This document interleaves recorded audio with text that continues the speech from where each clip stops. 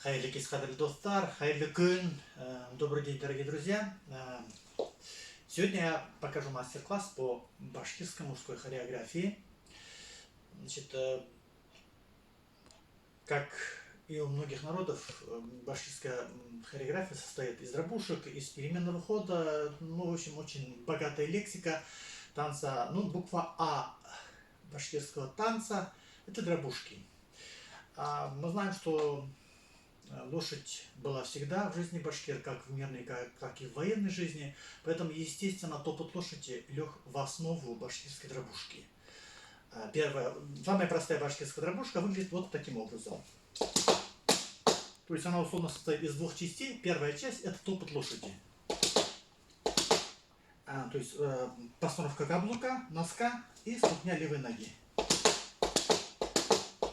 Первая часть – это топот лошади, туда добавляем 2 удара ступней, и получается самая простая башкирская дробушка.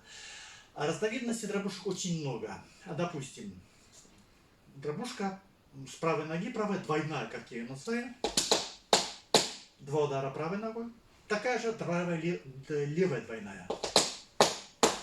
Можно соединить эти две дробушки. Есть вот такая дробушка с продвижением и в другую сторону. Есть дробушка чуть усложненная.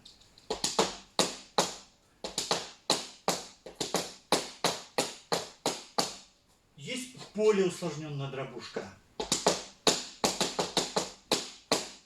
Есть каблучная дробушка.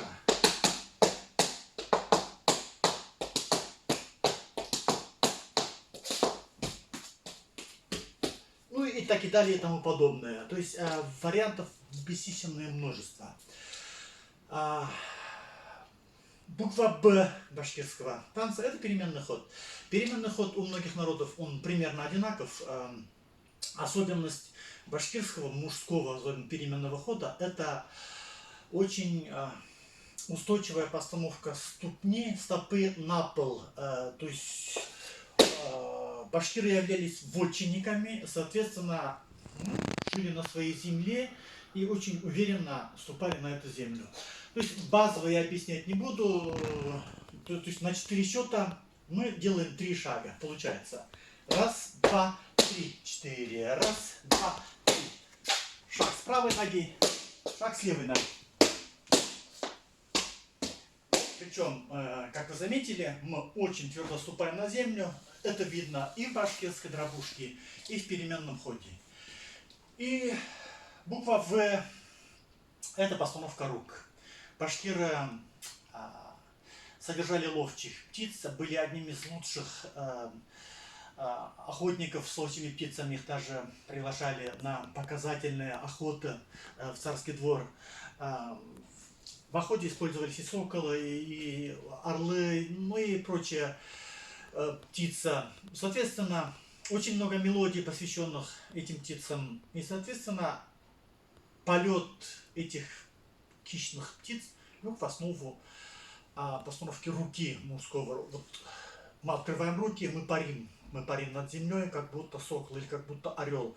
То есть, когда мы делаем переменный шаг, мы поднимаем руки, взмываем в воздух.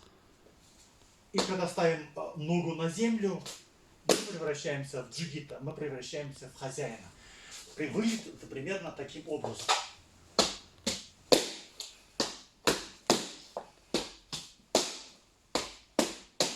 Примерно вот так. И вот сейчас из этих этюдов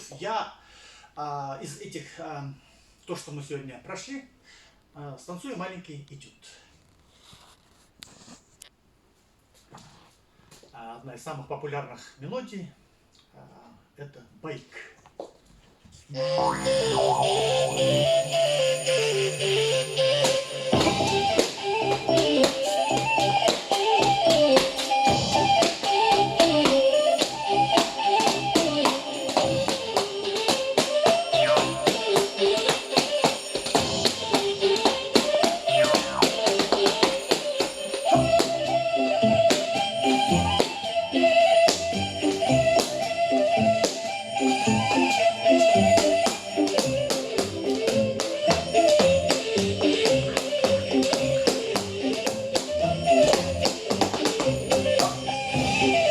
Вот примерно вот так.